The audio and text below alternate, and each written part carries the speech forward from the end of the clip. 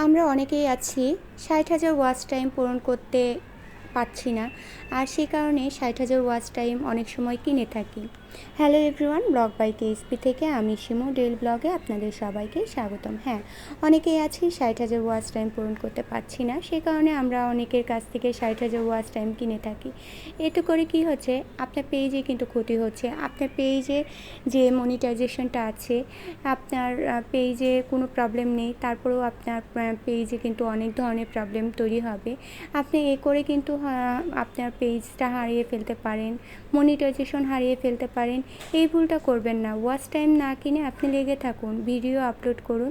আপনার একটা ভিডিও ধরেন 10 মিনিটের একটা ভিডিও, 10 মিনিটের ভিডিও যদি 10 জন পোড়াটুকু দেখে, তাহলেই কিন্তু আপনার অনেকটাই ওয়াচ টাইম হচ্ছে।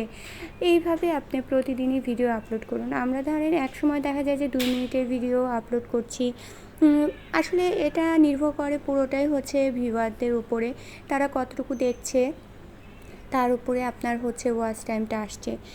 তো কন্টেন্টের উপরেও কিন্তু থাকে যে আপনার কন্টেন্টটা যদি ভালো হয় তাহলে কিন্তু ভিউ ভালো হবে। তো এটা আপনার খেয়াল রাখতে হবে, কন্টেন্টের উপরে ফোকাস দিতে হবে।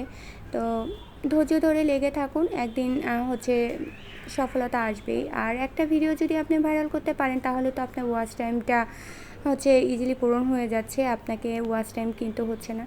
দয়া করে এই যে ভুলটা, যে ওয়াচ টাইম কিনা, পেজে লাইক কেনা, ফলোয়ার কেনা, এগুলো না করে আপনি লেগে থাকুন। আপনার পেজে গ্রো হবে এবং আপনার মনিটাইজেশনটাও ভালো থাকবে, পেজটাও হারাতে হবে না। তো এই ছিল আজকে এই পর্যন্তই। যাই হোক, এই কথাগুলো আশা করি আপনাদের কাজে লাগবে। তো আর এই ভিডিওটা কেমন লাগলো আমাকে অবশ্যই কমেন্টস করে জানাবেন।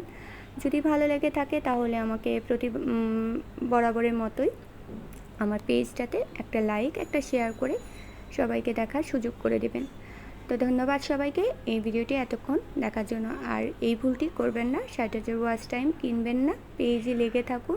আপনার 10 মিনিটের একটা ভিডিও যদি 10 জন দেখে, তাহলেই কিন্তু আপনার অনেকটাই ভিউ হচ্ছে।